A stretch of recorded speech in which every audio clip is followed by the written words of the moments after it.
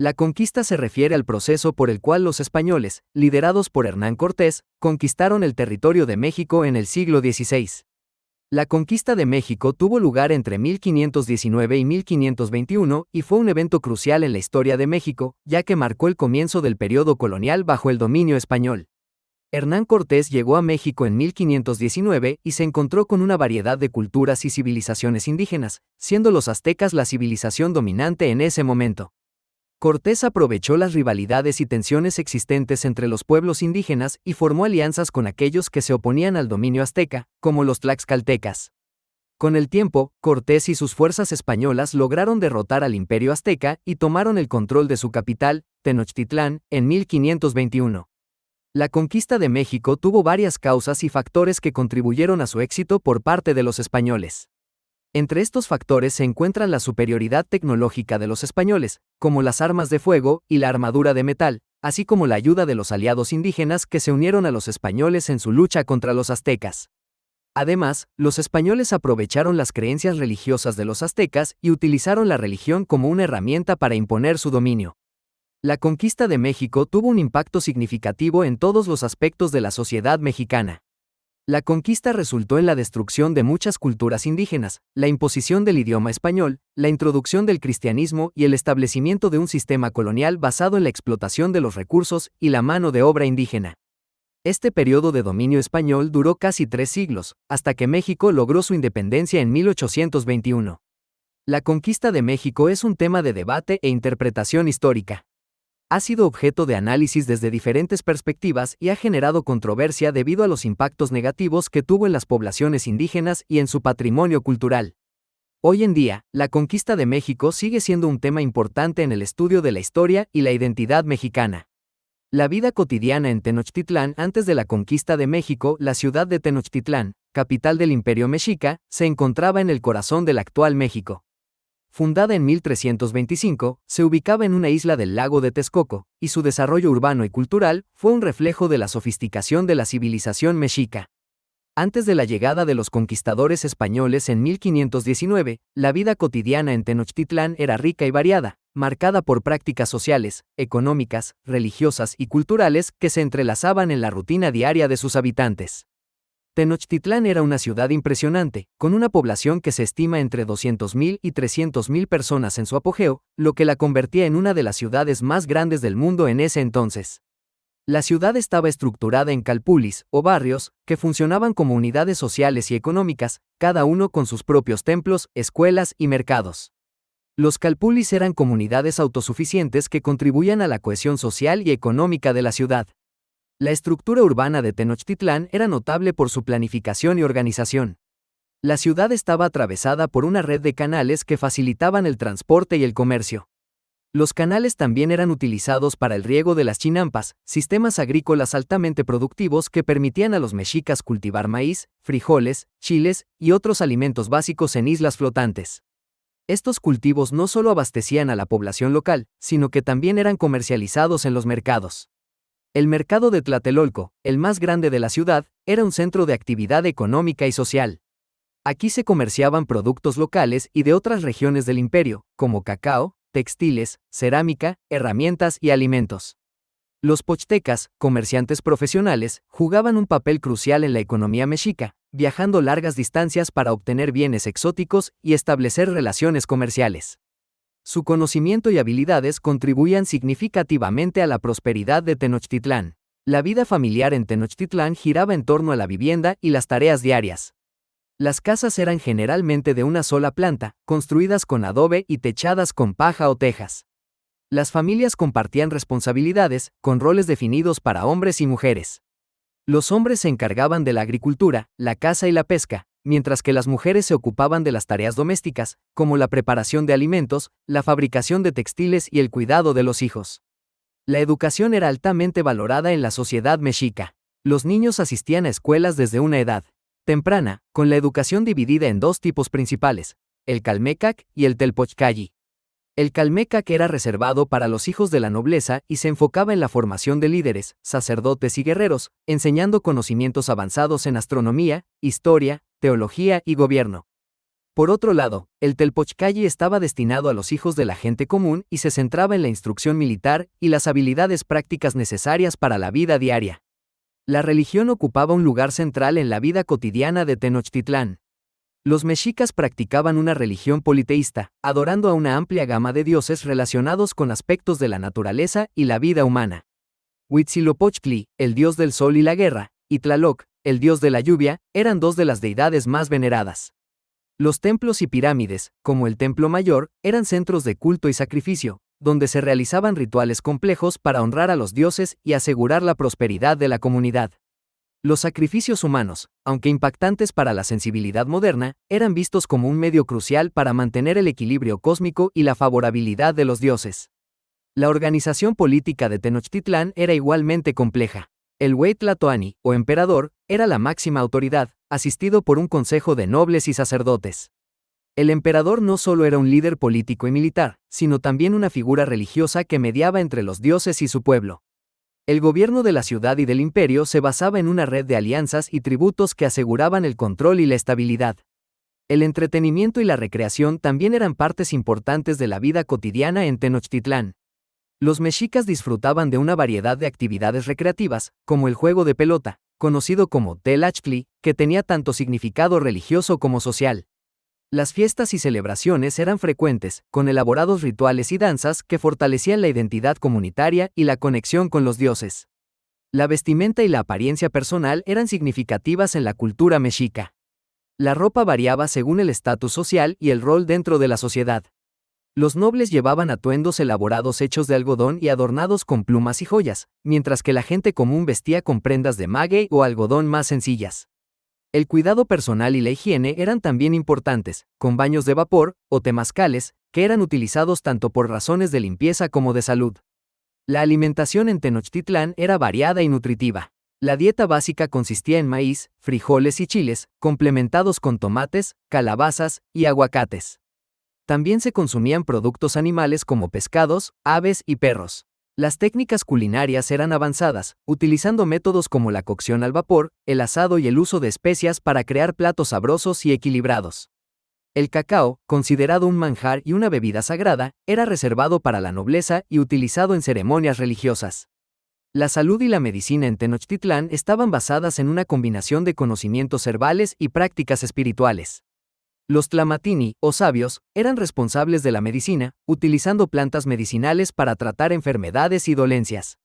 También se creía que los desequilibrios espirituales podían causar enfermedades, por lo que los rituales y ofrendas eran comunes para restablecer la salud. La arquitectura de Tenochtitlán reflejaba la grandeza del imperio mexica. Los edificios públicos, templos y palacios eran impresionantes tanto en escala como en diseño. El Templo Mayor, un centro de la vida religiosa y política, destacaba por su tamaño y su complejidad arquitectónica. Las estructuras eran decoradas con esculturas, murales y elementos simbólicos que narraban historias mitológicas y glorificaban a los dioses y a los gobernantes. El arte y la artesanía eran expresiones vitales de la cultura mexica. Los artesanos producían una amplia gama de objetos, desde cerámica y textiles hasta joyería y esculturas. El arte estaba profundamente influenciado por la religión, con representaciones de deidades y escenas mitológicas que decoraban los objetos cotidianos y ceremoniales. La pluma, o amanteca, era una forma de arte altamente desarrollada, creando elaboradas piezas de plumería que eran valoradas tanto localmente como en otras partes del imperio. La música y la danza eran también aspectos fundamentales de la vida cultural en Tenochtitlán. Los mexicas utilizaban una variedad de instrumentos musicales, como tambores, flautas y conchas, para acompañar ceremonias religiosas, festivales y eventos comunitarios. La danza, con sus movimientos ritualizados y significados simbólicos, era una forma de comunicación con lo divino y una manera de fortalecer la cohesión social. En resumen, la vida cotidiana en Tenochtitlán antes de la conquista de México era un mosaico vibrante de actividades y prácticas que reflejaban la complejidad y la riqueza de la cultura mexica. Desde la organización social y económica hasta la religión y la cultura, cada aspecto de la vida en la ciudad estaba intrínsecamente conectado. Tenochtitlán no solo era un centro político y económico, sino también un corazón cultural donde la sofisticación y la espiritualidad se entrelazaban en el tejido de la vida diaria. La llegada de los conquistadores españoles marcó el final de esta era, pero el legado de Tenochtitlán sigue siendo una fuente de orgullo e inspiración para México y el mundo. El papel de los calpulis en la organización social de Tenochtitlán antes de la conquista de México. La civilización mexica, una de las más complejas y avanzadas del continente americano, encontró en el calpuli una estructura fundamental para la organización de su sociedad. Los calpulis, unidades básicas de organización social y territorial de Tenochtitlán, desempeñaron un papel crucial en la vida cotidiana, económica, religiosa y política de esta metrópoli prehispánica. Los orígenes de los calpulis se remontan a las primeras migraciones de los mexicas hacia el Valle de México. Creados inicialmente como agrupaciones de clanes familiares, los calpulis sirvieron para preservar la identidad comunitaria y las relaciones de parentesco de sus miembros. Cada calpuli funcionaba como una comunidad autónoma que procuraba el bienestar de sus integrantes, facilitando su cohesión y desenvolvimiento dentro de la creciente capital mexica. En términos territoriales, la ciudad de Tenochtitlán fue dividida según los calpulis. Cada uno de estos conjuntos poseía su propio espacio, delimitado de manera clara, donde se encontraban las viviendas, los terrenos agrícolas y las áreas comunes de dicha comunidad. Este orden territorial permitía una administración eficiente de los recursos y garantizaba el control interno de cada calpuli. El manejo de la tierra, esencial para la subsistencia de los mexicas, se organizaba a través de la comunidad, quien tenía la potestad de distribuir tierra a sus miembros en función de sus necesidades y capacidades.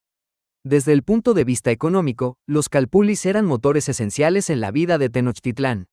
Los productos agrícolas, artesanales y de comercio obtenidos por los miembros de un calpuli no solo sostenían a la comunidad, sino que también contribuían a la economía general de la ciudad. Regularmente, los tributos llevados a cabo por los calpulis no eran únicamente en forma de bienes materiales. En numerosas ocasiones, debían proporcionar mano de obra para proyectos de obras públicas, militares o religiosas, algo que fortalecía aún más su integración dentro del macrocosmos Tenochtitlán. La estructura sociopolítica de los calpulis también merece una consideración destacada. Al frente de cada calpuli se encontraba un líder conocido como calpulec. Elegido por los miembros de la comunidad, este líder tenía la responsabilidad de gestionar el calpuli, organizar la distribución de las tierras y los tributos, así como actuar como intermediario entre la comunidad y las autoridades mayores de Tenochtitlán. El calpulec, además, se encargaba de velar por las leyes y las costumbres específicas de cada calpuli, fortaleciendo así un sentido de justicia y comunidad dentro de su área de influencia. Más allá de los aspectos materiales, los calpulis tenían una profunda significación religiosa. Cada calpuli albergaba sus propios templos y altares dedicados a las deidades tutelares, a quienes los miembros rendían culto mediante ceremonias y rituales específicos. Estos actos religiosos eran de vital importancia, ya que se creía que garantizaban la protección y prosperidad del calpuli. La cohesión comunitaria se reforzaba en estas prácticas devocionales, pues cada miembro participaba activamente en los ritos y sacrificios, reafirmando su pertenencia y obligación hacia su calpuli. La organización educativa también recaía en los calpulis. Los Calmecac y Telpochcalli, escuelas donde se formaban los niños y jóvenes mexicas, respectivamente hijos de nobles y plebeyos en los rudimentos de la vida mexica, se encontraban integrados en los calpulis. Adquirían conocimientos sobre la religión, la guerra, la historia y las labores agrícolas y artesanales, asegurando así la transmisión de saberes y tradiciones de una generación a la siguiente. De esta manera, los calpulis no solo garantizaban la continuidad temporal de su comunidad, sino también el mantenimiento y fortalecimiento de la identidad cultural mexica. El calpuli extendía sus redes de influencia hacia el ámbito judicial y de resolución de conflictos. Los problemas internos de cada calpuli eran resueltos dentro de la comunidad bajo la autoridad del calpulec y la asamblea de ancianos, quienes decidían conforme a las tradiciones y normas propias. Este sistema permitía una resolución ágil y comprensiva de los conflictos, fortaleciendo la cohesión y armonía comunitaria. En casos más complejos, que pudieran desbordar la capacidad de resolución interna del calpuli, se remitían a las autoridades superiores de Tenochtitlán. La solidaridad y colaboración entre los miembros del calpuli se extendía a múltiples esferas de la vida cotidiana. Las labores agrícolas y de construcción se realizaban colectivamente, fomentando un sentido de cooperación mutua y apoyo.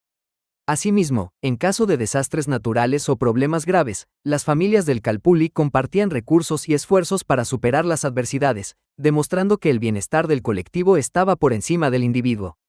No obstante, la existencia del calpuli no implicaba una completa uniformidad entre sus miembros. Dentro de cada calpuli, había una jerarquía social que distinguía a los líderes, artesanos especializados, guerreros de alto rango y campesinos, cada uno con roles y responsabilidades particulares. Esta organización interna permitía una eficiente división del trabajo y una distribución adecuada de recursos y tareas, beneficiando en definitiva al conjunto de la comunidad. Al abordar las interacciones entre diferentes calpulis, resulta destacable mencionar que Tenochtitlán no era una ciudad desarticulada sino un entramado de calpulis interdependientes. Estas agrupaciones no existían aisladas, mantenían relaciones de cooperación y negociación con otras, tanto dentro como fuera de la capital. Las alianzas políticas, los matrimonios estratégicos y los intercambios comerciales eran habituales y fortalecían la integridad de la nación mexica en su totalidad.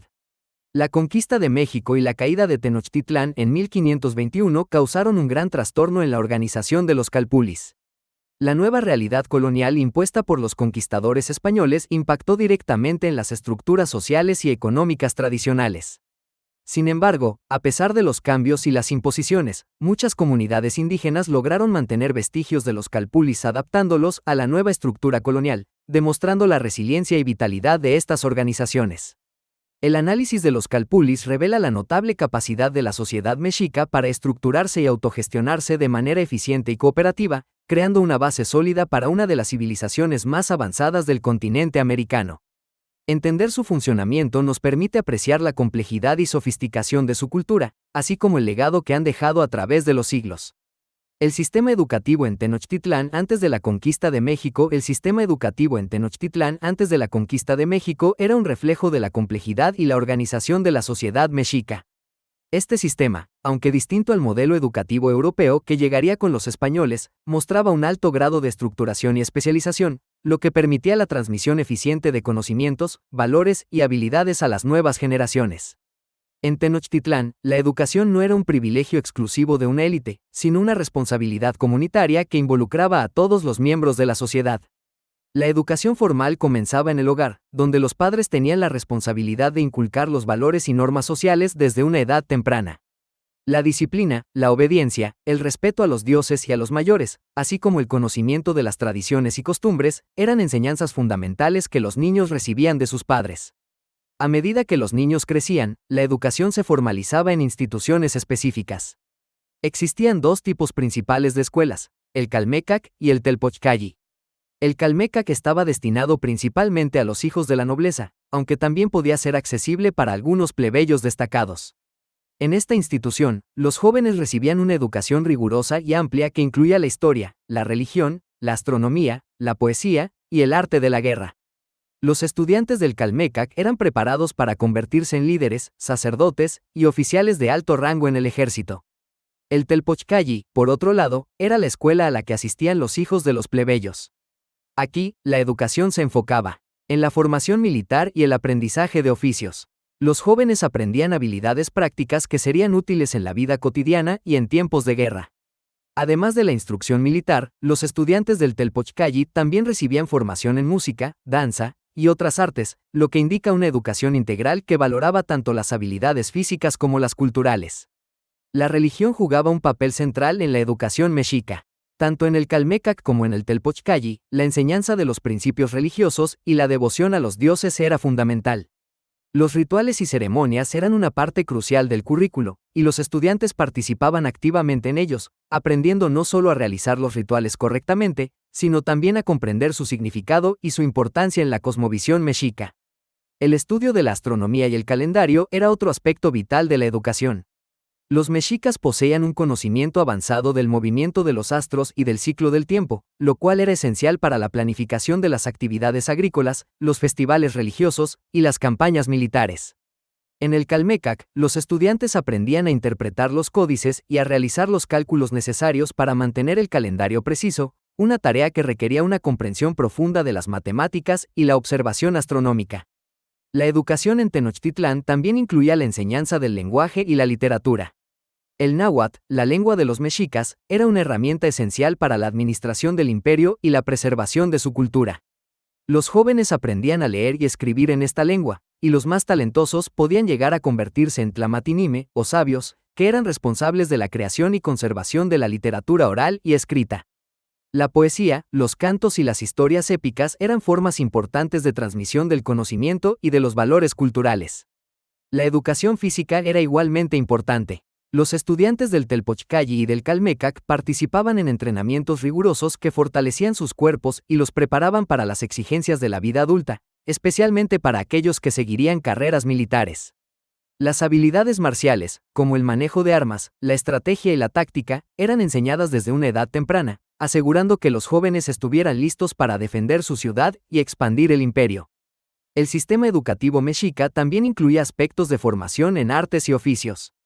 Los jóvenes aprendían diversas técnicas de artesanía, desde la elaboración de cerámica y tejidos hasta la talla de piedra y la orfebrería. Estos conocimientos eran transmitidos de generación en generación, asegurando la continuidad de las tradiciones artísticas y la calidad de los productos manufacturados. La educación de las mujeres, aunque menos documentada, también era significativa. Las niñas eran educadas en el hogar por sus madres, quienes les enseñaban las habilidades necesarias para la vida doméstica, como la cocina, el tejido y el cuidado de los niños. Sin embargo, algunas mujeres de la nobleza podían recibir una educación más formal en el Calmecac, donde aprendían sobre religión, música y danza, preparándose para roles específicos en las ceremonias religiosas y en la vida cortesana. En términos de disciplina, el sistema educativo mexica era estricto y demandante. La obediencia y el respeto a la autoridad eran valores fundamentales, y los castigos por desobediencia o mal comportamiento podían ser severos. Este rigor no solo tenía como objetivo mantener el orden y la disciplina, sino también preparar a los jóvenes para las dificultades y responsabilidades de la vida adulta. La educación en Tenochtitlán antes de la conquista de México reflejaba una sociedad que valoraba profundamente el conocimiento, la disciplina y la preparación para la vida comunitaria y militar. A través de sus instituciones educativas, los mexicas aseguraban la transmisión de su cultura, sus valores y sus conocimientos a las nuevas generaciones, fortaleciendo así la cohesión y la continuidad de su civilización. Este sistema, aunque distinto al europeo, mostraba una sofisticación y una eficacia que sorprendieron a los primeros cronistas españoles, quienes reconocieron la importancia de la educación en el mantenimiento del poder y la estabilidad del imperio mexica. En conclusión, el sistema educativo de Tenochtitlán era un pilar fundamental de la sociedad mexica. A través de la educación en el hogar, el Calmecac y el Telpochcalli, los jóvenes eran formados no solo para cumplir con sus roles específicos dentro de la sociedad, sino también para perpetuar la cultura y los valores de su civilización. La importancia de la religión, la astronomía, la literatura, las artes y la educación física demuestra una visión integral del conocimiento, que buscaba preparar a los individuos para todos los aspectos de la vida. Este sistema educativo, aunque destruido en gran parte por la conquista española, sigue siendo un testimonio de la sofisticación y la organización de la sociedad mexica. La resistencia maya durante la conquista de México. Un análisis histórico. La organización política de Tenochtitlán antes de la conquista de México. La ciudad de Tenochtitlán, fundada en 1325 en una isla del lago Texcoco, es uno de los ejemplos más impresionantes de la capacidad organizativa y cultural de los pueblos mesoamericanos. Su estructura política antes de la conquista de México en 1521 por los españoles revela una sociedad compleja, bien organizada y profundamente interconectada con las tradiciones y la cosmovisión mexica. La Triple Alianza. El contexto regional. La organización política de Tenochtitlán no puede entenderse sin considerar la Triple Alianza, una confederación formada por Tenochtitlán, Texcoco y Tlacopan. Esta alianza, establecida en 1428, fue fundamental para la expansión y consolidación del poder mexica. Cada ciudad-estado tenía su propio tlatoani, líder, pero Tenochtitlán se erigió rápidamente como la más poderosa, con un liderazgo predominante que influyó en las decisiones y políticas de la alianza. El tlatoani, máxima autoridad en la cúspide de la estructura política de Tenochtitlán, estaba el tlatoani, título que puede traducirse como el que habla o el que manda. El tlatoani era elegido por un consejo de nobles y sacerdotes y debía pertenecer a la nobleza, mostrando cualidades excepcionales de liderazgo y habilidades militares. Este líder no solo era la máxima autoridad política, sino también un intermediario entre los dioses y el pueblo, con responsabilidades religiosas y ceremoniales. Consejo Supremo y otros consejos. El tlatoani no gobernaba solo, estaba asistido por varios consejos que le ayudaban en la toma de decisiones. El Consejo Supremo estaba compuesto por 4 altos dignatarios, conocidos como los 4 grandes, tlatoque, que eran los líderes de las principales divisiones territoriales de la ciudad. Estos consejeros tenían una gran influencia y podían ser responsables de áreas específicas como la guerra, la justicia, la economía y la administración.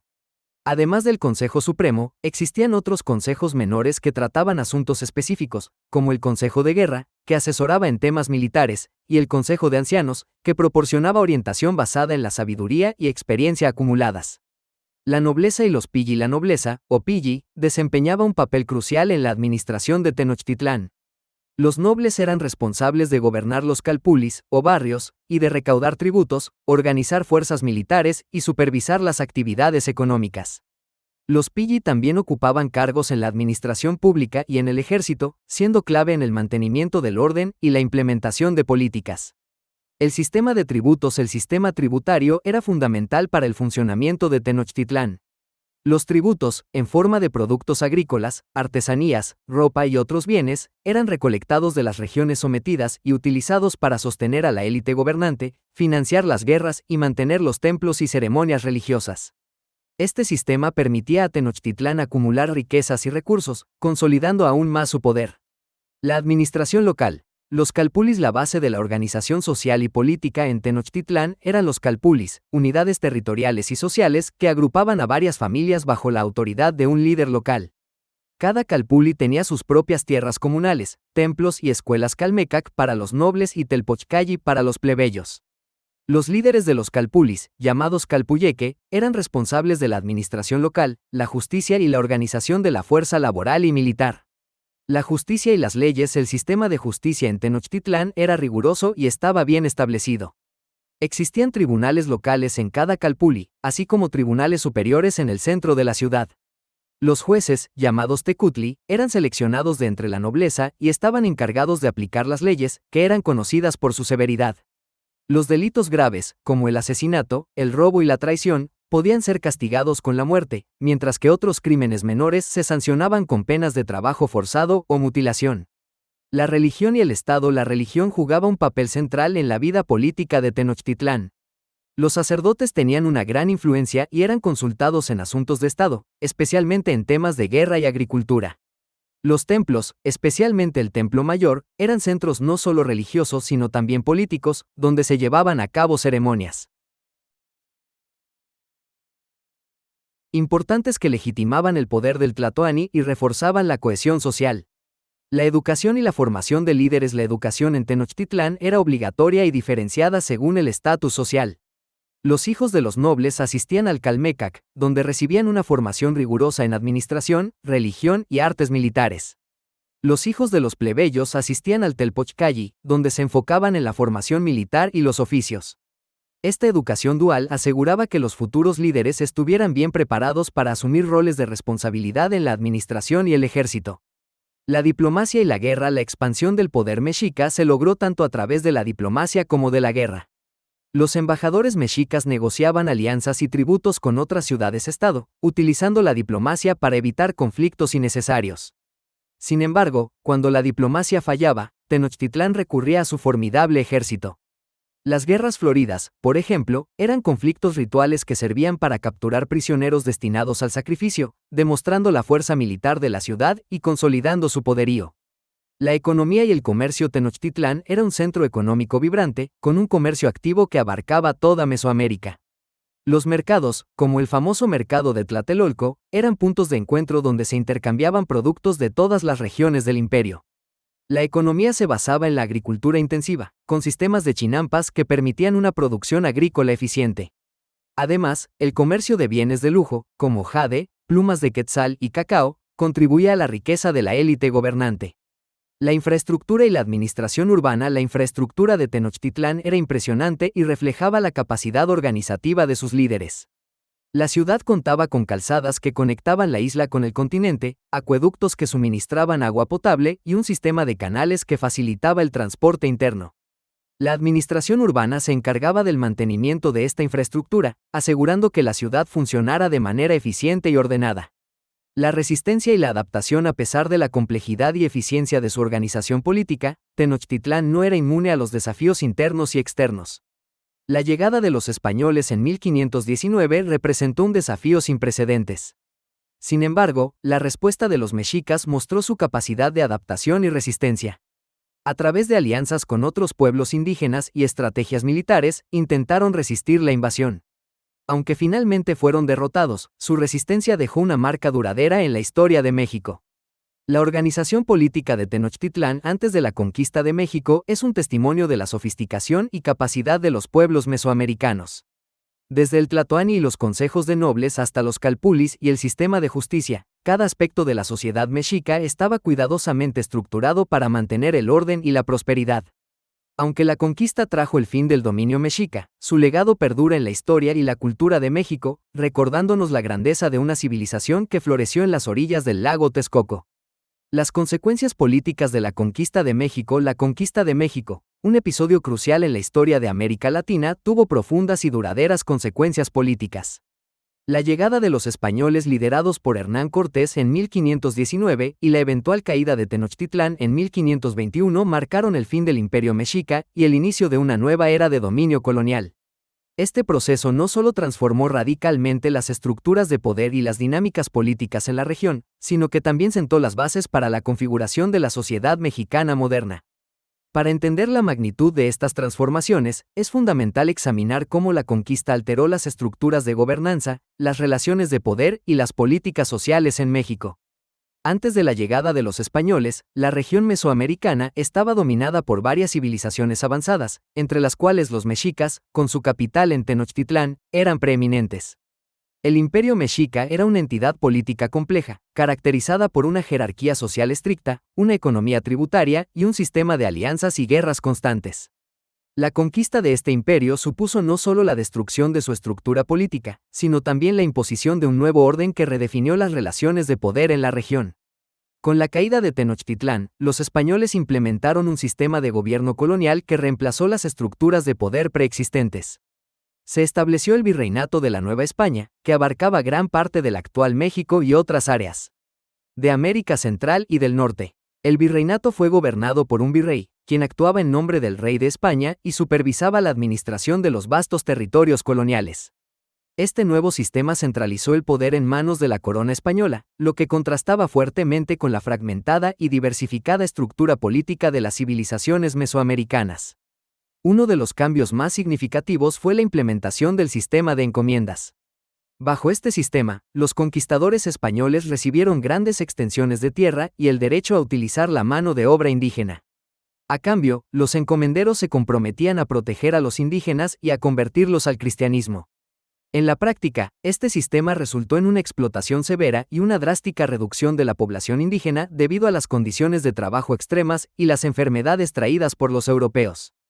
La encomienda no solo transformó la economía, sino que también tuvo profundas implicaciones políticas al consolidar el poder de los colonizadores y debilitar aún más las estructuras de poder indígena. La conquista también trajo consigo un proceso de evangelización masiva. Los misioneros, principalmente franciscanos, dominicos y jesuitas, jugaron un papel crucial en la transformación cultural y política de México. La conversión al cristianismo fue utilizada como una herramienta para pacificar y controlar a la población indígena. Las órdenes religiosas establecieron misiones y fundaron escuelas, hospitales y otras instituciones que no solo difundieron la fe cristiana, sino que también inculcaron valores y prácticas occidentales. Este proceso de evangelización fue, por tanto, una forma de consolidar el dominio colonial y asegurar la lealtad de los indígenas al nuevo orden político. La introducción de la religión cristiana y la imposición de la cultura española llevaron a una profunda reconfiguración de la identidad y la organización social de las comunidades indígenas. Las creencias religiosas, las prácticas culturales y las estructuras sociales tradicionales fueron gradualmente erosionadas y reemplazadas por aquellas promovidas por los colonizadores. Esto no solo afectó la vida cotidiana de los indígenas, sino que también alteró sus formas de organización política. Las antiguas autoridades indígenas fueron reemplazadas por líderes designados por los españoles, quienes a menudo eran elegidos por su disposición a cooperar con el régimen colonial. Este cambio en el liderazgo contribuyó a desarticular las antiguas estructuras de poder y consolidó el control español sobre la región. Otra consecuencia política significativa de la conquista fue la creación de una sociedad racialmente estratificada. Los españoles introdujeron un sistema de castas que clasificaba a las personas según su origen étnico y racial. Los peninsulares, nacidos en España, ocupaban la cúspide de esta jerarquía, seguidos por los criollos, españoles nacidos en América, y después los mestizos, mulatos y otros grupos mixtos. En la base de esta pirámide se encontraban los indígenas y los esclavos africanos. Este sistema no solo institucionalizó la discriminación racial, sino que también tuvo profundas implicaciones políticas al determinar el acceso al poder y a los recursos. Los puestos de gobierno y las oportunidades económicas estaban principalmente reservados para los peninsulares y, en menor medida, para los criollos, mientras que los demás grupos se enfrentaban restricciones significativas. A pesar de estas restricciones, la conquista también abrió espacio para la resistencia y la adaptación. Las comunidades indígenas y otros grupos subalternos encontraron formas de resistir y negociar su posición dentro del nuevo orden colonial. En algunas áreas, las antiguas estructuras de poder indígena fueron adaptadas para trabajar en conjunto con el sistema colonial, lo que permitió una cierta continuidad en las formas de organización y liderazgo. Además, la mezcla de culturas dio lugar a nuevas identidades y prácticas híbridas que desafiaron las rígidas divisiones impuestas por los colonizadores. Esta capacidad de adaptación y resistencia mostró que, a pesar de la severidad de la conquista, las poblaciones sometidas no fueron simplemente víctimas pasivas, sino que jugaron un papel activo en la configuración de su destino. El impacto de la conquista en la estructura política de México fue duradero y se extendió mucho más allá del periodo colonial. Las bases del gobierno virreinal y las divisiones sociales establecidas.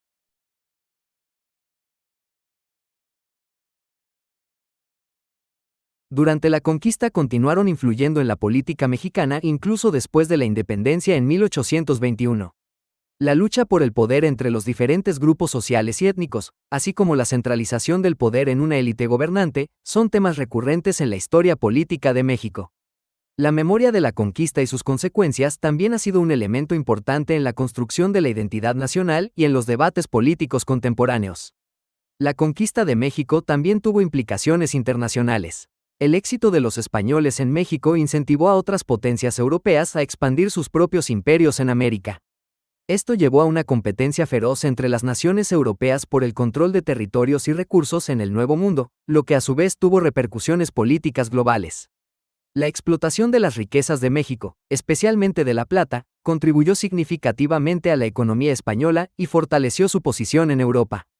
Sin embargo, también generó conflictos internos y externos que afectaron la estabilidad política tanto en las colonias como en la metrópoli. El proceso de independencia de México en el siglo XIX fue en parte una respuesta a las profundas desigualdades y tensiones políticas que surgieron durante el periodo colonial. La lucha por la independencia estuvo marcada por un deseo de romper con el dominio colonial y establecer un sistema político más justo y equitativo. Sin embargo, las divisiones sociales y raciales heredadas de la conquista dificultaron la creación de una nación unificada.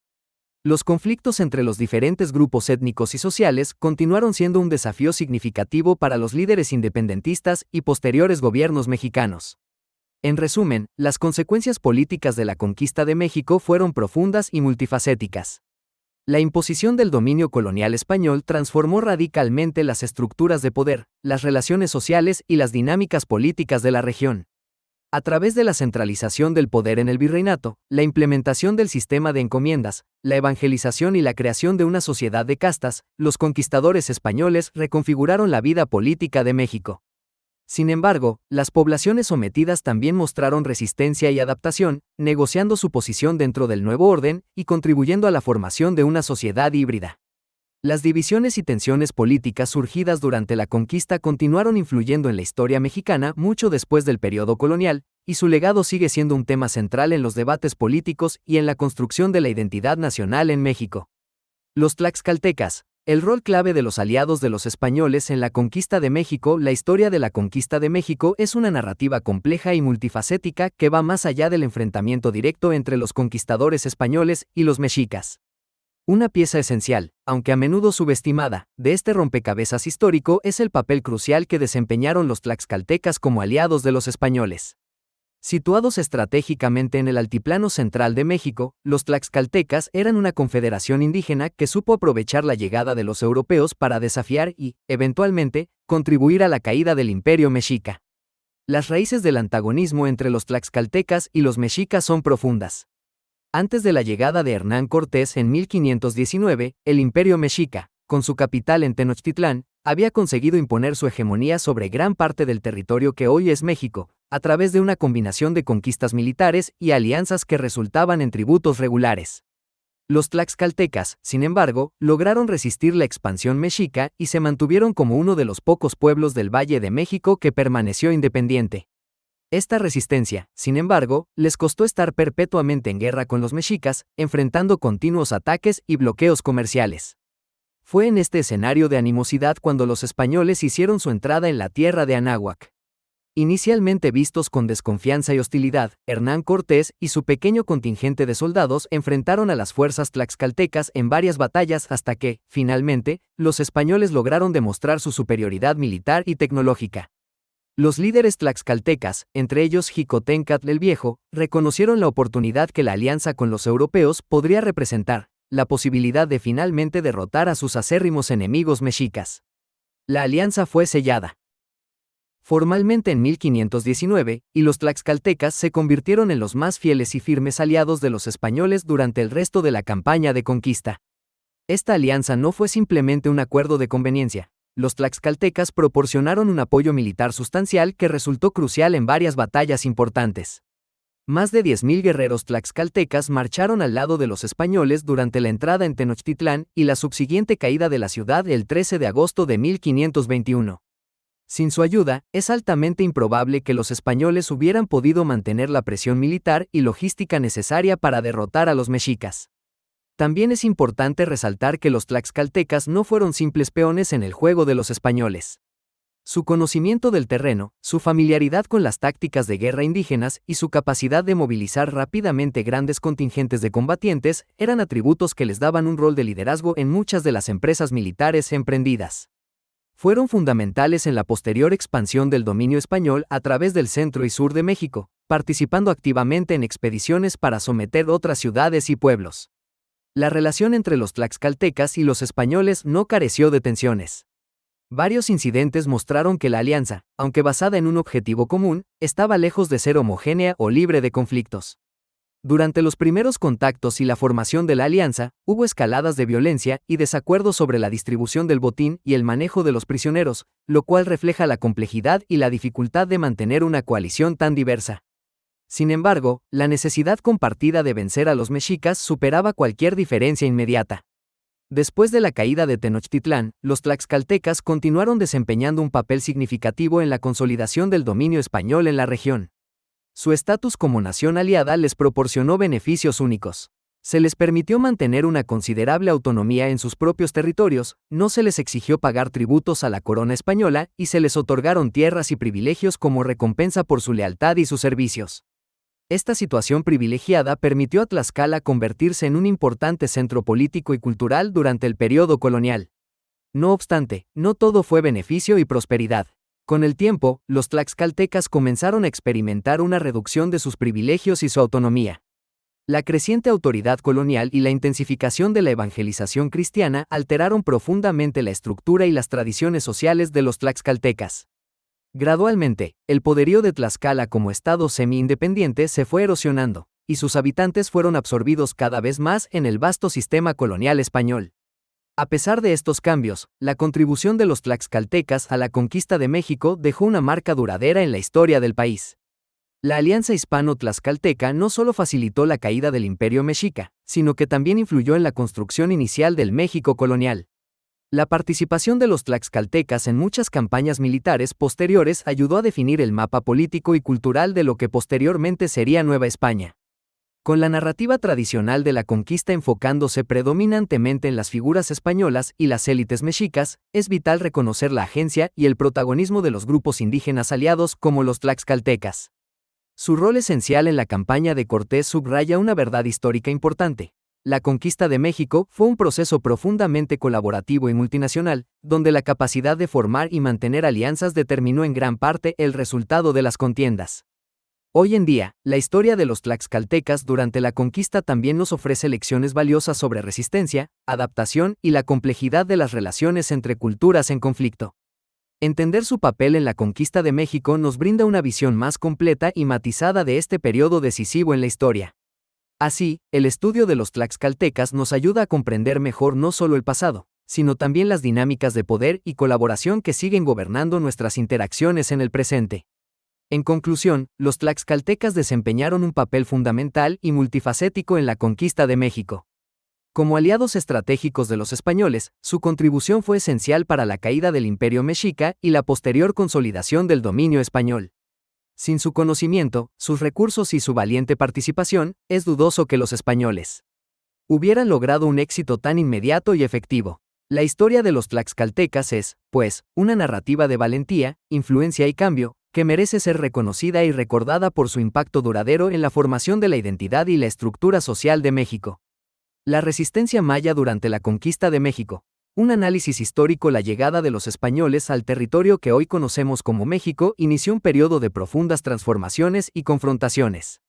Sin embargo, la historia de la resistencia maya contra la conquista española es una narración llena de tenacidad, valentía y complejidad. Esta resistencia se manifestó de manera diversa y prolongada, reflejando la fortaleza de la cultura maya frente a la adversidad y la crueldad de la invasión europea. Los mayas, una de las civilizaciones más avanzadas de Mesoamérica, vivían en una región que abarcaba partes del actual México, Guatemala, Belice, Honduras y El Salvador. A la llegada de los conquistadores españoles, muchos de los grandes centros ceremoniales mayas ya habían sido abandonados, pero la cultura maya seguía floreciendo en diversos asentamientos. La llegada de los españoles a la península de Yucatán fue un evento disruptivo que alteró profundamente el curso de la historia mesoamericana. La primera incursión española en la región maya ocurrió cuando los hombres bajo el mando de Francisco Hernández de Córdoba desembarcaron en la península de Yucatán en 1517. Los mayas no tardaron en reaccionar con hostilidad frente a estos intrusos desconocidos. La reacción fue inmediata y contundente, ya que asediaron a los españoles con una feroz resistencia que obligó a los invasores a retirarse. Este primer encuentro evidenció la disposición de los mayas a defender su territorio. Sin embargo, las posteriores expediciones españolas no fueron disuadidas fácilmente. En 1519, bajo el liderazgo de Hernán Cortés, los españoles comenzaron su determinante campaña de conquista. Aunque Cortés se dirigió hacia el Imperio Mexica, dejaba tras de sí el compromiso de regresar para someter a los territorios mayas. Fue Francisco de Montejo el encargado principal de la conquista de Yucatán, quien emprendió varias expediciones a lo largo de la década de 1520 y 1530, encontrándose con una férrea resistencia por parte de los mayas. La estrategia de resistencia maya durante este periodo no fue homogénea. Las distintas ciudades-estado y señoríos mayas reaccionaron de diversas formas frente a los invasores. Hubo algunos casos de alianzas, mientras que, en muchas otras ocasiones, predominó un inquebrantable espíritu de lucha. Entre estas diversas reacciones, destaca la resistencia del señorío de Chichén Itzá y de los Acanul, quienes lograron retrasar significativamente la conquista española. La resistencia maya no fue solamente de carácter militar. Los mayas también resistieron culturalmente. La evangelización y la imposición de la cultura española encontraron obstáculos en la pervivencia de las tradiciones y las creencias mayas. A pesar de la violencia y las estrategias coercitivas de los conquistadores y los misioneros, muchas prácticas religiosas, idiomas y costumbres mayas subsistieron bajo el yugo colonial, evidenciando la resiliencia cultural del pueblo maya. El rol de figuras clave como Gonzalo Guerrero también es significativo en esta narrativa de resistencia. Guerrero, un náufrago español que fue adoptado por los mayas, se convirtió en uno de los más fieros oponentes de los conquistadores. Renegó de su herencia española y se transformó en un símbolo de la defensa maya frente a la invasión. Guerrero y otros personajes similares demostraron que la identidad y las lealtades podían ser fluidas y complejas durante este periodo de confrontación. Con el tiempo, los españoles lograron establecerse en la península de Yucatán. Fue un proceso largo y complicado que culminó con la fundación de Mérida en 1542. No obstante, esta victoria no fue absoluta ni definitiva. Las rebeliones mayas continuaron en diferentes formas a lo largo del periodo colonial, reflejando la resistencia continua de los mayas contra la autoridad colonial. Estos levantamientos evidenciaban el descontento y las tensiones constantes que prevalecían entre los mayas y los colonos. A lo largo del siglo XVII y XVIII, la resistencia maya persistió, adaptándose y evolucionando. Los mayas desarrollaron formas de resistencia pasiva y activa. En muchos casos, se replegaron a regiones de difícil acceso donde la autoridad colonial tenía menos control, como las selvas del Petén o las sierras chiapanecas. A través de la historia, estos focos de resistencia demostraron que la lucha por la autonomía y la defensa de la herencia cultural maya no había cesado. La historia de la resistencia maya durante la conquista y el periodo colonial ofrece una rica narrativa que, hasta nuestros días, continúa siendo un testimonio del formidable espíritu de resistencia de los pueblos originarios. Esta resistencia se ha convertido en una parte integral de la identidad maya contemporánea y sigue siendo una fuente de inspiración para las luchas actuales por los derechos indígenas y la preservación cultural. Hoy en día, la cultura maya sigue viva y es reconocida mundialmente por sus contribuciones a la ciencia, la arquitectura, el arte y la astronomía. La resistencia histórica, lejos de ser simplemente un episodio del pasado, es una parte fundamental de la narrativa cultural y de la identidad de los pueblos mayas. Esta historia de resistencia subraya la capacidad de adaptación y supervivencia de los mayas frente a siglos de adversidad y se convierte en un símbolo de lucha y tenacidad. El análisis histórico de la resistencia maya durante la conquista de México nos permite mirar más allá de los relatos de victorias y derrotas militares. Nos invita a explorar la capacidad de los pueblos originarios para sostener sus culturas y sus modos de vida frente a la opresión y la violencia. En este contexto, la resistencia maya no es solo un tema de estudio histórico, sino también una lección de dignidad y perseverancia que resuena en el presente. La resistencia maya durante la conquista no fue un evento aislado, fue un proceso continuo que reflejó la complejidad y la diversidad de la respuesta humana frente a la invasión y la colonización. A través de este análisis, podemos valorar la profunda riqueza de la historia maya y reconocer la importancia de sus contribuciones a la historia de México y del mundo. En conclusión, la resistencia maya durante la conquista de México es una historia multifacética de lucha, adaptabilidad y resistencia cultural. Este análisis histórico no solo nos ofrece una comprensión más completa del pasado, sino que también nos proporciona una perspectiva crítica sobre la resiliencia y la tenacidad de los pueblos mayas, cuya herencia sigue viviendo y floreciendo en la actualidad. El papel de Moctezuma como líder en la resistencia indígena durante la conquista de México. El papel de Moctezuma como líder en la resistencia indígena durante la conquista de México es un tema que se presta a múltiples interpretaciones y análisis. En el año de 1519, cuando Hernán Cortés llegó a las costas del actual México, Moctezuma Xocoyotzin era el Huey Tlatoani, el emperador de los mexicas, conocido hoy como aztecas. Su liderazgo y las decisiones que tomó al enfrentarse a los conquistadores han sido objeto de debate por historiadores y especialistas desde hace siglos. Al inicio de la llegada de los españoles, Moctezuma se encontró con un grupo militarmente superior en tecnología y tácticas, pero también con un vasto bagaje cultural y religioso completamente ajeno a su comprensión. Los mexicas tenían una cosmología rica y compleja, en la que el regreso de Quetzalcóatl, un dios serpiente emplumada, jugaba un papel crucial. Este contexto mitológico probablemente influyó en las primeras reacciones de Moctezuma hacia los españoles, interpretando su llegada como un posible cumplimiento de antiguas profecías. Moctezuma adoptó una postura inicialmente cautelosa y diplomática ante los recién llegados. En lugar de enfrentarlos de inmediato, optó por enviar emisarios con obsequios. Esta estrategia buscaba tanto apaciguar a los extranjeros como obtener más información sobre sus intenciones y capacidades. Sin embargo, esta táctica ha sido vista por algunos historiadores como una señal de debilidad, aunque otros la interpretan como un intento de ganar tiempo y evitar una confrontación directa hasta estar mejor preparados. A medida que los españoles avanzaron hacia Tenochtitlán, la capital del imperio mexica, Moctezuma finalmente decidió recibirlos en la ciudad con todos los honores. Este acto de hospitalidad y respeto ha sido intensamente debatido. Algunos creen que Moctezuma, mantenido cautivo en sus propias dudas y conflictos internos, optó por una recepción pacífica con la esperanza de controlar a los invasores a través de la diplomacia. Otros sugieren que Moctezuma subestimó totalmente la amenaza que los españoles representaban. Aunque Moctezuma fue tomado prisionero por Cortés y sus hombres, su influencia y su papel no desaparecieron completamente.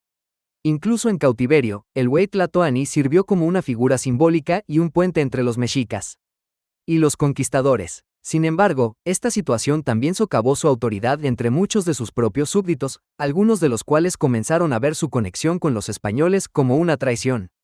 Durante su cautiverio, Moctezuma intentó mantener un equilibrio de poder extremadamente frágil. Él trató de apaciguar a los conquistadores mientras enviaba mensajes a otros líderes mexicas sobre la necesidad de resistir. Sin embargo, esta doble postura se hizo insostenible con el tiempo.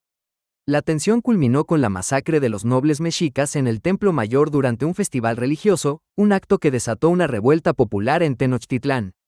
Esto marcó un punto sin retorno en la resistencia indígena. La situación de Moctezuma se volvió cada vez más insostenible.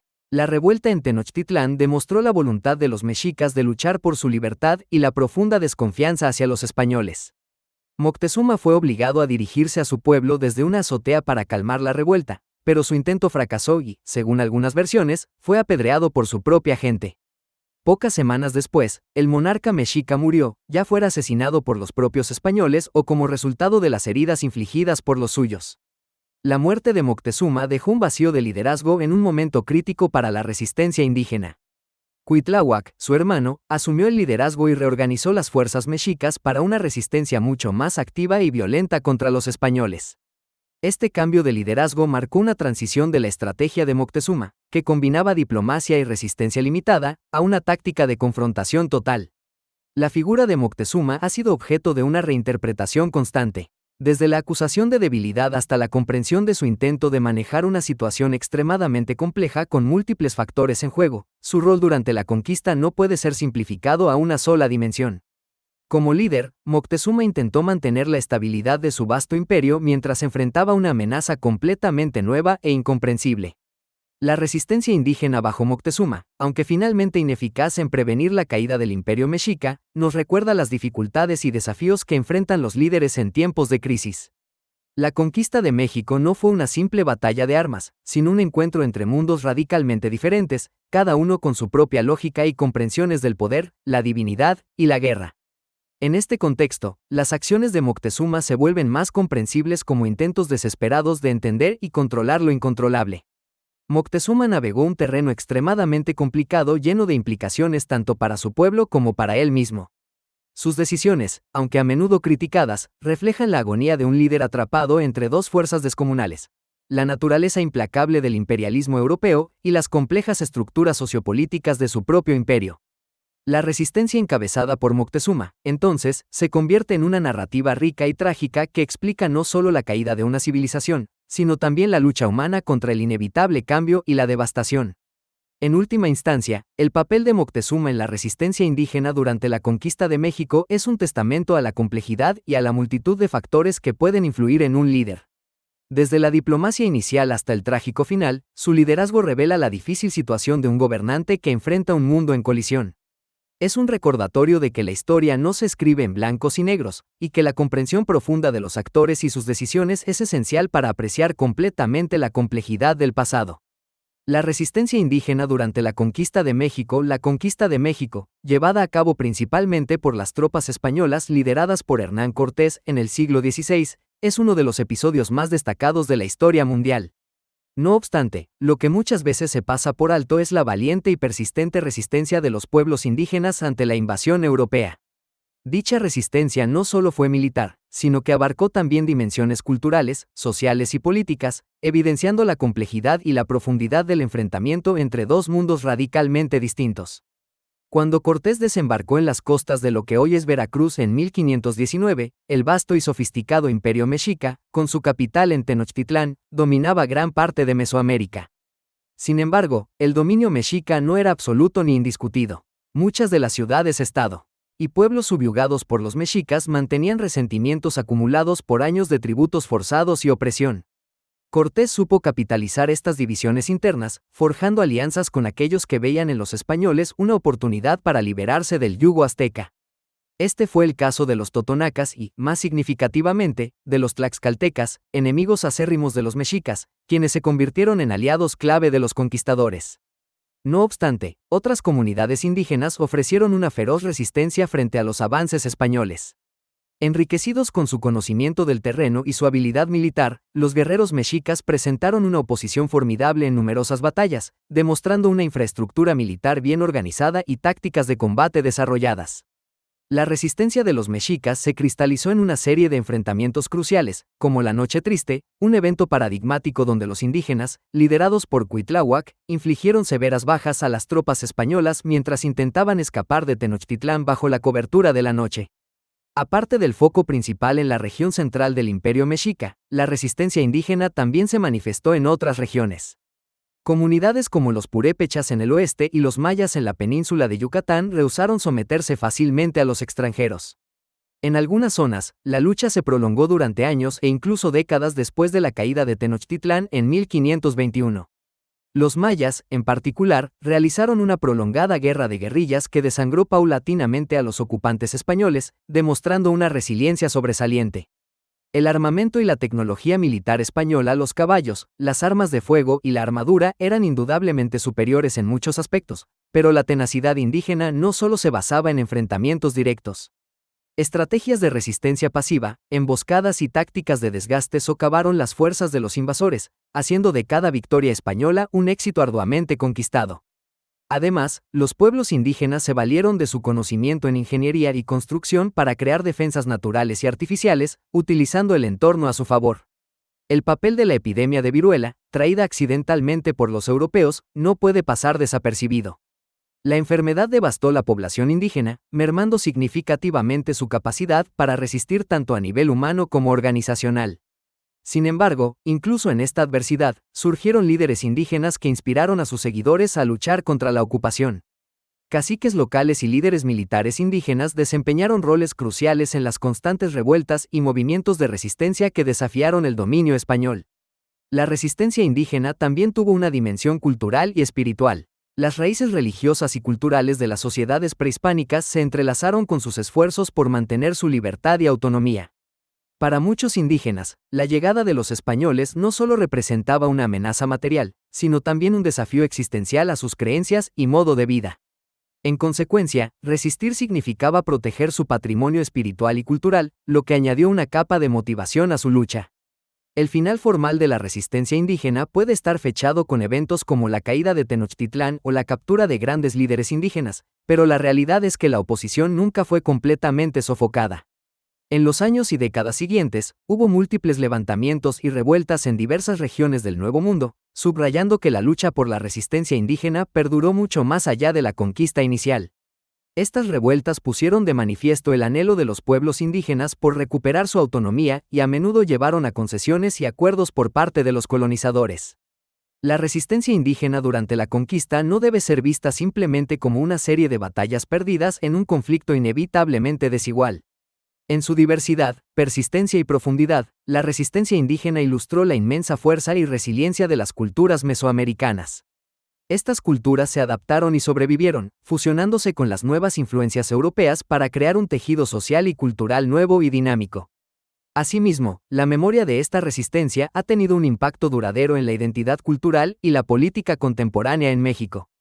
Los relatos de heroísmo y sacrificio de los pueblos indígenas han sido recuperados y celebrados como símbolos de dignidad y resistencia contra la opresión. Esta memoria histórica sigue informando el discurso sobre derechos indígenas y la lucha por la justicia en la actualidad.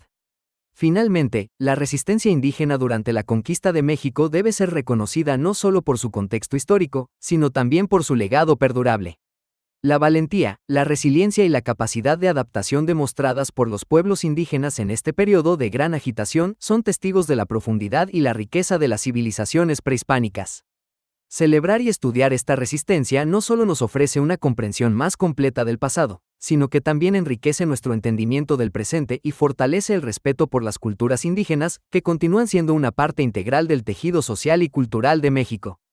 El papel de los esclavos africanos en la conquista de México. La conquista de México es un evento histórico complejo, multifacético y marcado por la interacción de diversas culturas y pueblos. Uno de los aspectos menos explorados, pero igualmente cruciales, es el papel que desempeñaron los esclavos africanos en este proceso. Desde su llegada al Nuevo Mundo, los africanos esclavizados se convirtieron en actores involuntarios pero fundamentales en las campañas militares y en la vida cotidiana del virreinato. Los primeros africanos en el Nuevo Mundo. La presencia de africanos en las Américas precede a la conquista de México. Cristóbal Colón, en sus viajes, trajo consigo esclavos africanos, y para cuando Hernán Cortés comenzó su expedición hacia el Imperio Azteca en 1519, los esclavos africanos ya eran una presencia establecida en las colonias españolas del Caribe. Estos individuos, forzados a adaptarse a nuevas tierras y circunstancias, fueron introducidos en la estructura social y económica de las colonias como trabajadores esenciales. El viaje a México. Cuando Hernán Cortés zarpó hacia México, llevó consigo no solo a soldados españoles, sino también a un contingente de esclavos africanos. Estos esclavos no solo sirvieron como cargadores y peones, sino que también desempeñaron roles críticos en las batallas y en la logística de la expedición.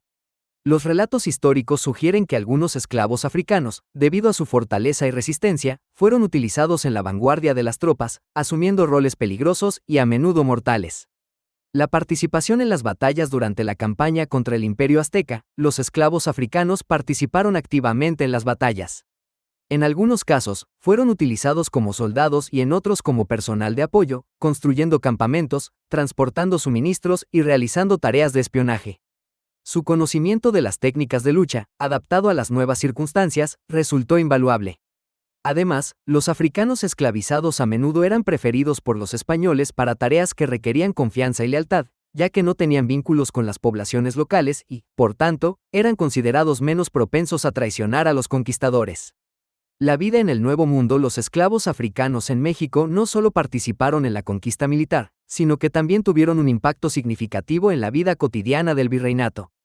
Después de la caída de Tenochtitlán en 1521, la necesidad de mano de obra para la construcción de la nueva Ciudad de México y para las plantaciones y minas en expansión llevó a un aumento en la importación de esclavos africanos.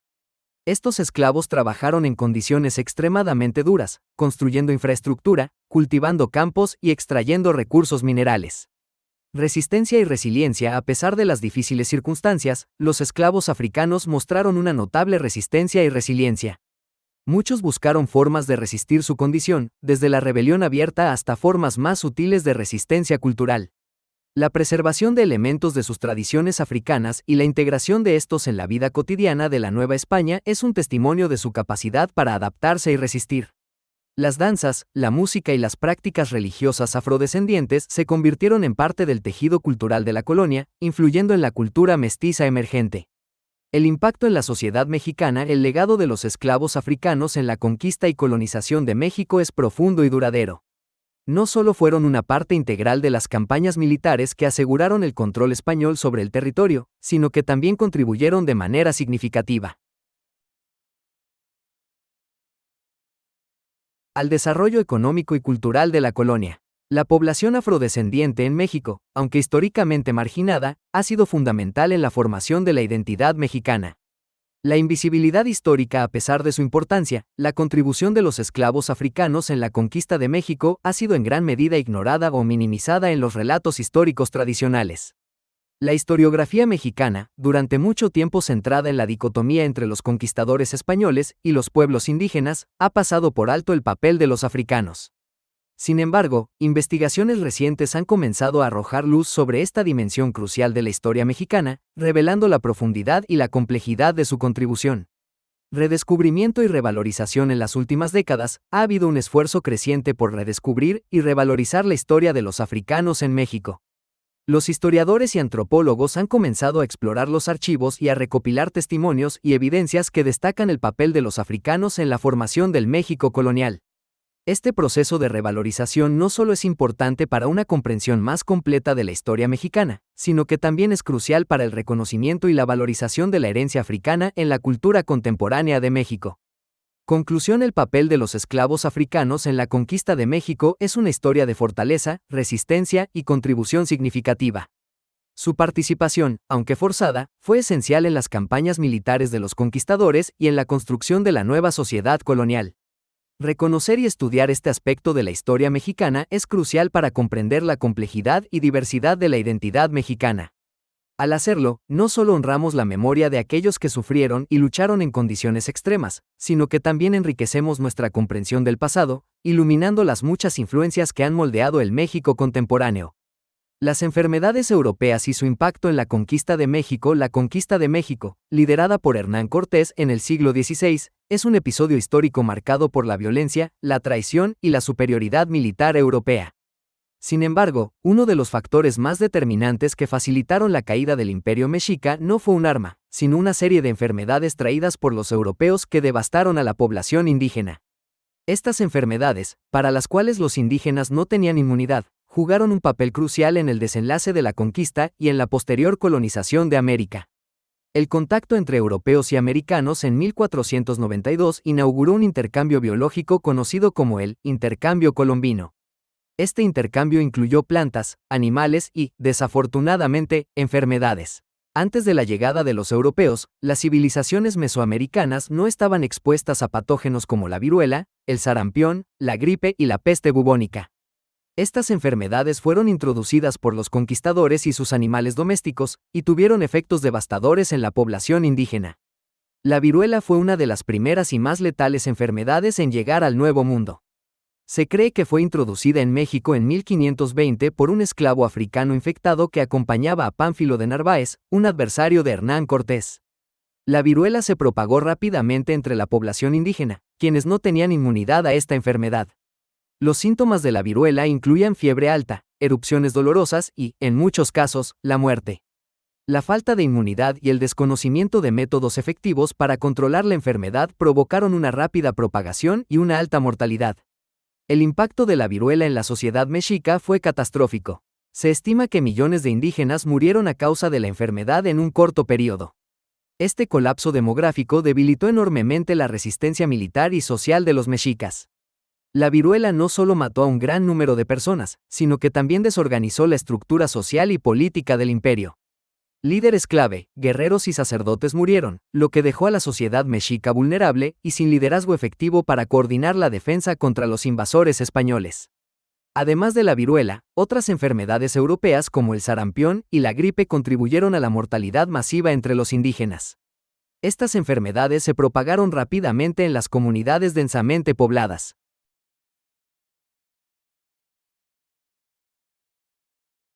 De Mesoamérica, la gripe, en particular, causó brotes recurrentes que diezmaron a la población indígena. El sarampión, aunque menos letal que la viruela, también tuvo un impacto significativo debido a su alta contagiosidad y la falta de inmunidad entre los indígenas. La combinación de estas enfermedades creó un escenario de crisis sanitaria que debilitó la capacidad de resistencia de los mexicas y otras culturas mesoamericanas. Los registros históricos indican que las epidemias recurrentes causaron una mortalidad tan alta que algunas comunidades quedaron completamente desiertas.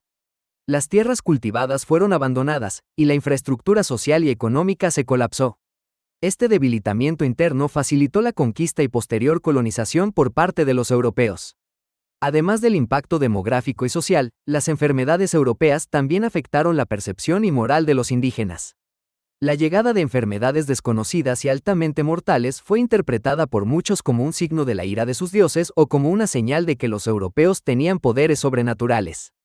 Este choque cultural y psicológico minó la moral de los defensores mexicas y socavó su determinación para resistir la conquista. La percepción de una superioridad espiritual y biológica de los europeos creó una aura de invencibilidad alrededor de los conquistadores, lo que facilitó su avance. La viruela tuvo un papel específico y crucial durante la caída de Tenochtitlán. Mientras los mexicas luchaban desesperadamente para defender su capital, la viruela se extendía como un incendio. La enfermedad diezmó a los defensores, incluidos muchos de sus líderes. Cuitláhuac, el sucesor de Moctezuma II, murió de viruela poco después de asumir el trono, lo que dejó a los mexicas sin un liderazgo efectivo en un momento crítico. La desmoralización y el debilitamiento causados por la viruela permitieron a Cortés y sus aliados indígenas sitiar y eventualmente capturar Tenochtitlán en 1521. Los efectos de las enfermedades europeas continuaron mucho después de la caída de Tenochtitlán. Las epidemias recurrentes siguieron afectando a la población indígena durante décadas, contribuyendo a una disminución demográfica masiva.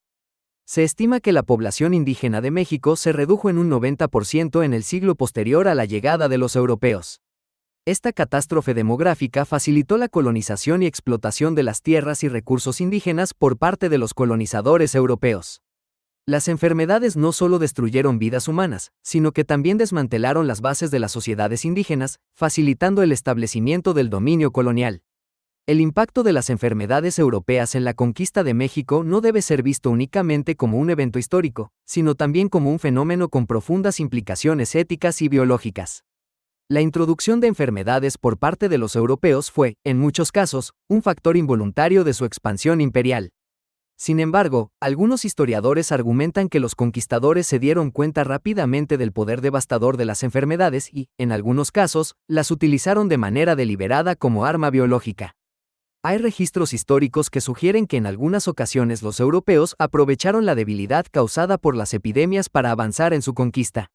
La interacción entre los conquistadores y las poblaciones indígenas también condujo a un intercambio biológico inverso. Los europeos contrajeron enfermedades endémicas de América, como el mal de Chagas y la sífilis, que también tuvieron efectos significativos en la salud de los colonizadores y en Europa. Este intercambio de enfermedades subraya la complejidad de los procesos biológicos y culturales que acompañaron la conquista y colonización de América. La comprensión del impacto de las enfermedades europeas en la conquista de México ofrece una perspectiva crucial sobre la historia de la colonización. Las epidemias no solo fueron un elemento accidental, sino un factor fundamental que moldeó el destino de las sociedades mesoamericanas. La devastación causada por las enfermedades resaltó la vulnerabilidad biológica de las poblaciones indígenas frente a los patógenos europeos, un factor que no solo facilitó la conquista, sino que también configuró las relaciones coloniales y el desarrollo histórico de la región. En resumen, las enfermedades europeas jugaron un papel crucial en la conquista de México al causar una mortalidad masiva y desestabilizar las estructuras sociales y políticas indígenas. La viruela, el sarampión, la gripe y otras enfermedades europeas devastaron a la población indígena, debilitando su resistencia y facilitando el avance de los conquistadores. El impacto de estas enfermedades fue tan profundo que transformó la demografía y la cultura de México de manera irreversible, configurando el panorama histórico de la región y subrayando la importancia del intercambio biológico en la historia de la humanidad. La figura de Hernán Cortés en la conquista de México y su legado histórico. La figura de Hernán Cortés en la conquista de México es un tema central en la historia de México y ha generado extensos debates entre historiadores, antropólogos y la sociedad en general.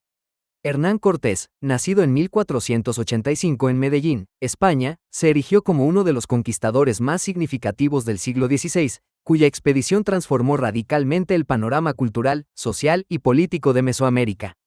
Emprendió su expedición hacia México en 1519 bajo el estandarte de la corona española, con el objetivo de explorar y, eventualmente, conquistar territorios nuevos para la expansión del Imperio español. La llegada de Cortés al territorio que hoy comprende México dejó una marca indeleble en la historia local. El encuentro con la civilización mexica, también conocida como azteca, no solo representó un choque de culturas, sino que también dio comienzo a un proceso de colonización que reconfiguraría la demografía y la estructura social de la región. Cortés, junto con sus aproximadamente 500 hombres, navegó desde Cuba hasta las costas de Veracruz, donde fundó la Villa Rica de la Veracruz, asegurando su posición de mando independiente del gobernador de Cuba, Diego Velázquez, quien inicialmente había autorizado y financiado la expedición. Cortés no tardó en forjar alianzas estratégicas con pueblos subyugados por los mexicas, tales como los tlaxcaltecas, quienes veían en los españoles una oportunidad de liberación del yugo azteca. Estas alianzas fueron cruciales para el éxito de Cortés, ya que proporcionaron no solo recursos humanos, sino también un conocimiento invaluable del terreno y las tácticas de combate locales.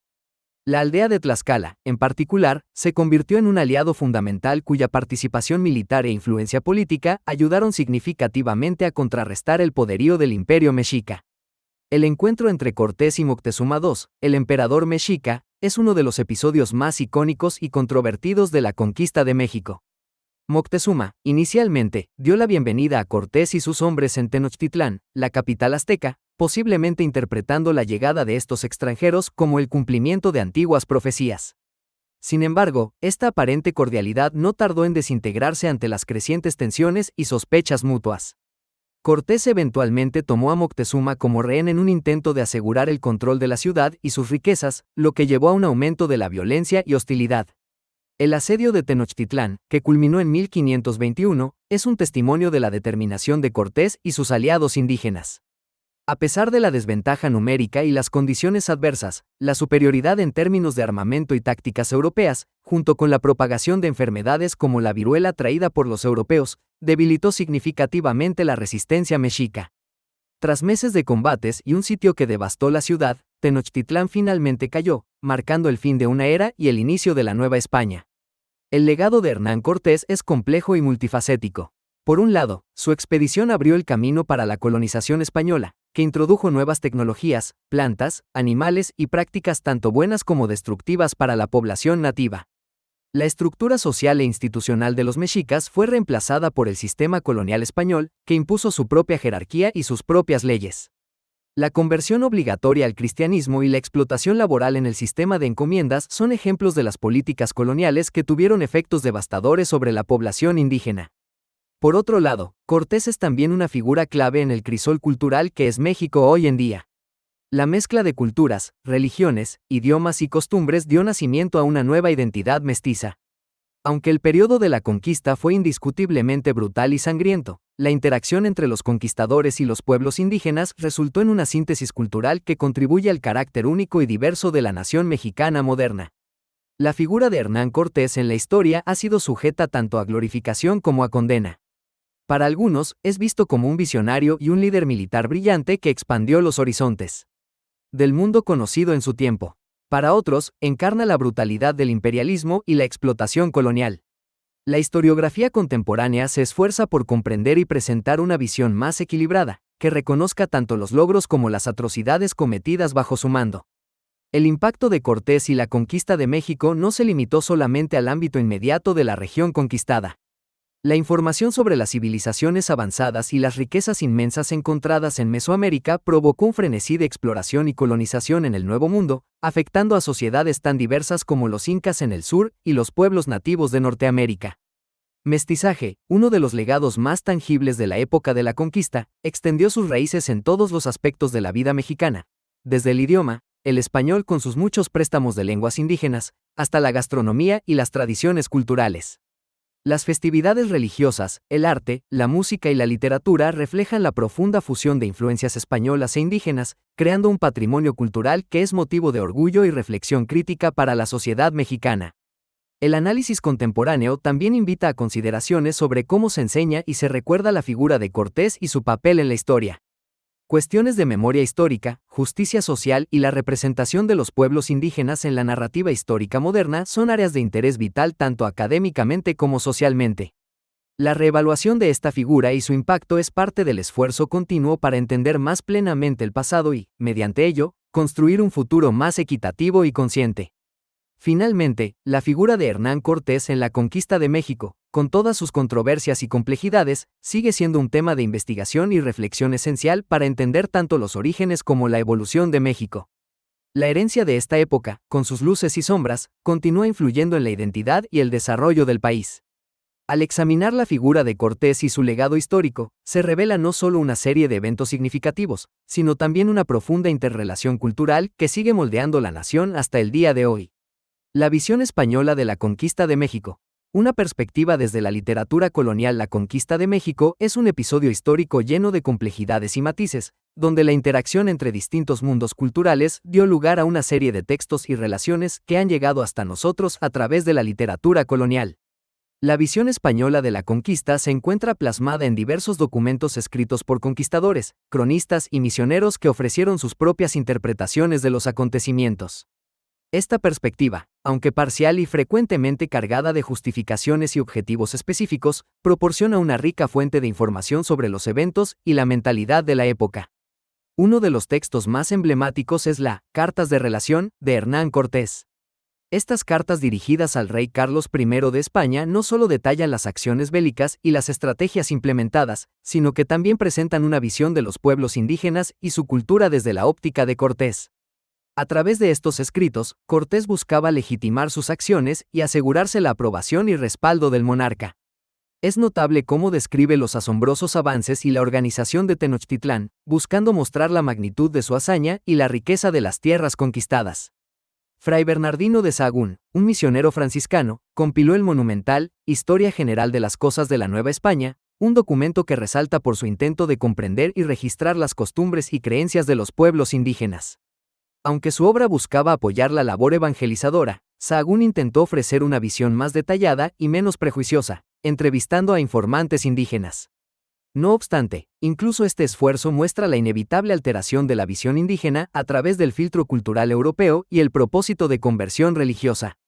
Antonio de Solís, cuyo Historia de la Conquista de México es considerado uno de los grandes exponentes de la literatura colonial, ofrece una narrativa que es tanto histórica como literaria. Su obra, escrita ya en el siglo XVII, reinterpreta los eventos de la conquista desde una óptica profundamente influenciada por el barroco y el contrarreformismo. Solís exalta las figuras de los conquistadores y enfatiza la providencia divina en la victoria española, presentando la conquista como un conflicto entre el bien y el mal, donde los españoles son los instrumentos de la voluntad divina para llevar la civilización y la fe cristiana a los pueblos indígenas. El lienzo de Tlaxcala. Aunque no es un texto literario en sentido estricto, es una fuente iconográfica que se entrelaza con los escritos de la época. Elaborado por los tlaxcaltecas, aliados de los españoles, este lienzo cuenta con una serie de imágenes que relatan la conquista desde la perspectiva de estos aliados indígenas. La narrativa visual, aunque influenciada por el contexto español, también muestra elementos de resistencia y adaptación cultural, siendo un testimonio de la interacción entre los dos mundos. La obra de Bernal Díaz del Castillo, Historia verdadera de la conquista de la Nueva España, ofrece una perspectiva diferente, donde este soldado raso de Cortés intenta corregir y complementar la visión de sus superiores. Su narrativa es más detallada y personal, resaltando el sufrimiento y sacrificio de los soldados rasos. La autonomía de Díaz del Castillo en su relato proporciona una visión más humana y menos heroica, aunque no deja de intentar justificar la conquista y las acciones de los españoles mediante relatos de valentía y determinación. A través de todas estas obras, la visión española de la conquista de México emerge como una narrativa compleja y multifacética, en la que la justificación religiosa y la glorificación de la valentía se combinan con detallados relatos de los eventos. La literatura colonial no solo buscaba registrar, sino también imponer una visión y una memoria colectiva favorable a los intereses de la corona y de los propios autores. Un elemento crucial en la visión española es la representación de los indígenas. Frecuentemente, los textos de la época oscilan entre la admiración por la avanzada civilización mesoamericana y una despectiva perspectiva eurocéntrica que los considera bárbaros necesitados de evangelización. Este dualismo refleja el conflicto interno de los españoles, que por un lado reconocían la valentía y la habilidad de sus adversarios, pero por otro necesitaban justificar la conquista y la brutalidad de sus acciones. Es también significativo cómo la literatura colonial emplea el concepto de destino manifiesto. En muchas obras se observa una inevitabilidad histórica, donde la conquista se presenta como una misión divina predestinada. Este recurso literario no solo glorifica la expansión española, sino que también minimiza la resistencia y las complejas redes de lealtad y conflicto entre los pueblos indígenas. La influencia de los relatos españoles sobre la conquista ha sido perdurable. La narrativa dominante configurada por los escritores coloniales ha formado parte del imaginario colectivo durante siglos y ha complicado la recuperación de voces indígenas. Sin embargo, estudios contemporáneos intentan desentrañar y presentar una visión más equilibrada y crítica del periodo. La complejidad de la visión española también se observa en la diversidad de interpretaciones entre los autores. Mientras Cortés y Solís tienden a exaltar las glorias y el heroísmo de los conquistadores, Sahagún y Díaz del Castillo introducen elementos de crítica y observaciones detalladas que matizan las narrativas heroicas y proporcionan un retrato más complejo del encuentro entre dos mundos. En última instancia, la literatura colonial sobre la conquista de México es un reflejo de la mentalidad de la época, una mezcla de asombro, superioridad eurocéntrica, religiosidad fervorosa y justificación del dominio. Los textos coloniales son tanto un testimonio histórico como un instrumento de poder cultural, cuya influencia sigue siendo revisada y cuestionada por historiadores y escritores hasta el día de hoy. La visión española de la conquista de México, al ser una perspectiva que surge de los vencedores, está inevitablemente teñida por objetivos políticos y sociales. A través de su literatura, se buscaba no solamente registrar los hechos, sino también legitimar y perpetuar una narrativa que favoreciera a los colonizadores. Esta visión ha perdurado, pero sigue siendo de vital importancia estudiar estos textos con una actitud crítica, consciente de sus limitaciones y sesgos, para poder reconstruir una historia más justa y completa que incluya las voces y experiencias de todos los actores involucrados. La conquista de México en la literatura indígena contemporánea. La conquista de México, uno de los eventos más representativos y complejos de la historia mundial, ha sido tema de innumerables estudios, debates y narrativas. Sin embargo, uno de los aspectos menos explorados y comprendidos es cómo la literatura indígena contemporánea aborda y refleja este episodio crucial. En la actualidad, escritores indígenas han retomado la pluma para reinterpretar y revivir esa parte de la historia desde una perspectiva que desafía las versiones predominantes. La literatura indígena contemporánea no solo honra la memoria de los pueblos originarios, sino que también expone las experiencias vividas y las consecuencias que aún persisten desde la conquista. Estos autores y escritoras no solo analizan el pasado con ojos críticos, sino que también trazan un vínculo inquebrantable con el presente, lo que nos permite entrever cómo los efectos de la conquista continúan influyendo en las comunidades indígenas.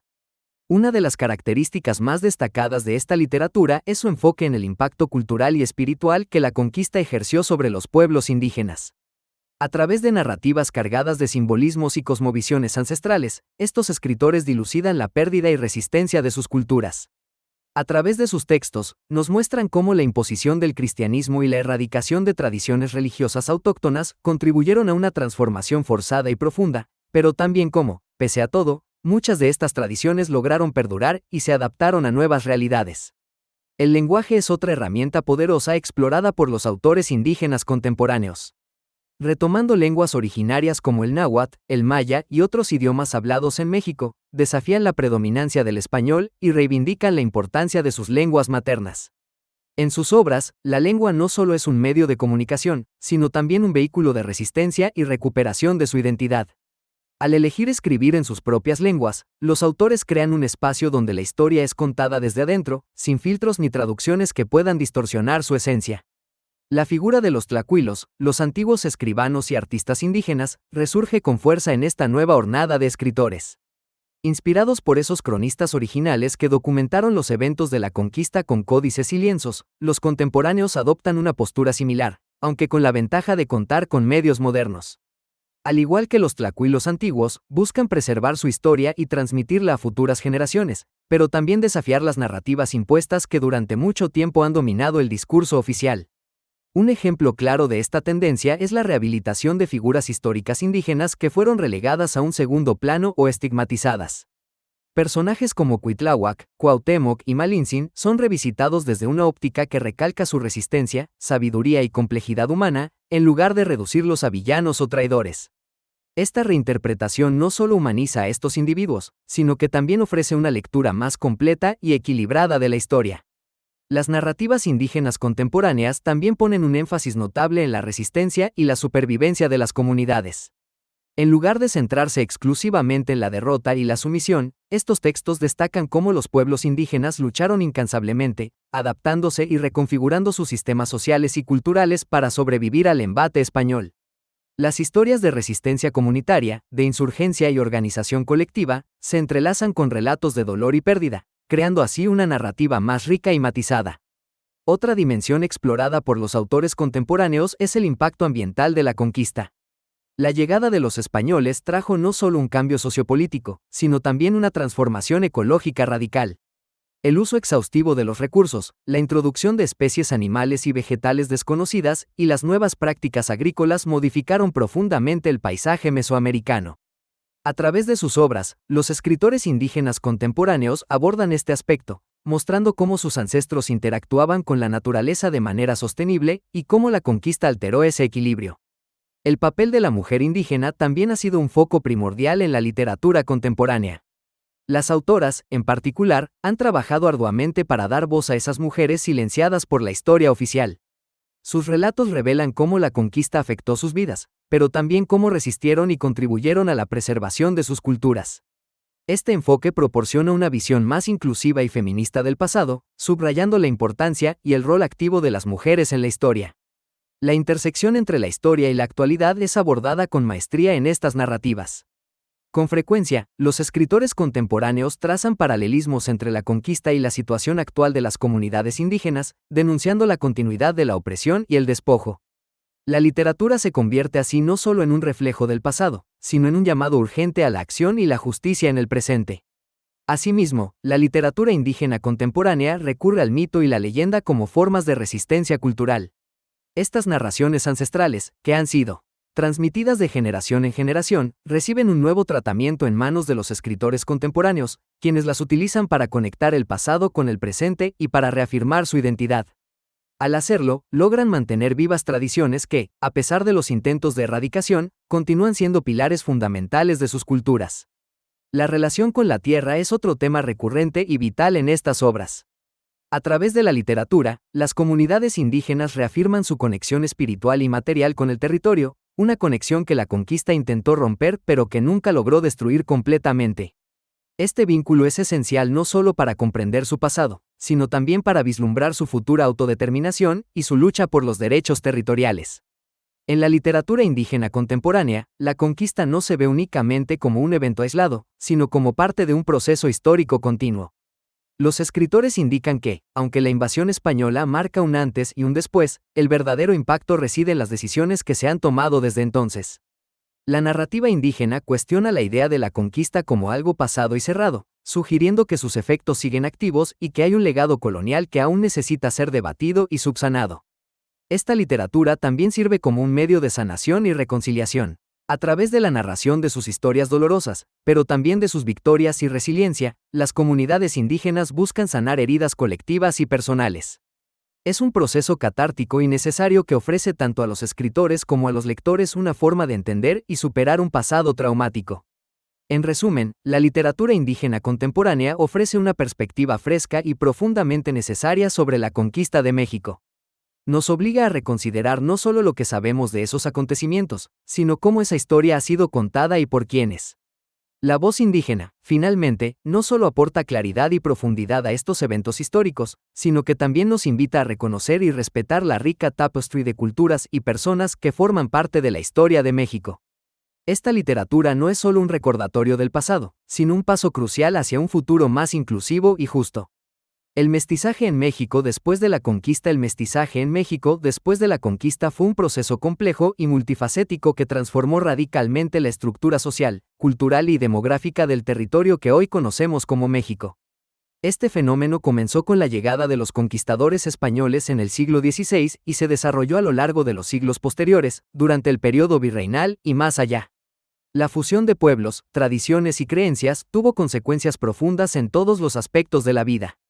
La conquista de México se logró oficialmente en 1521 con la caída de Tenochtitlan, la capital del Imperio Mexica, a manos de Hernán Cortés y su ejército de soldados españoles y aliados indígenas.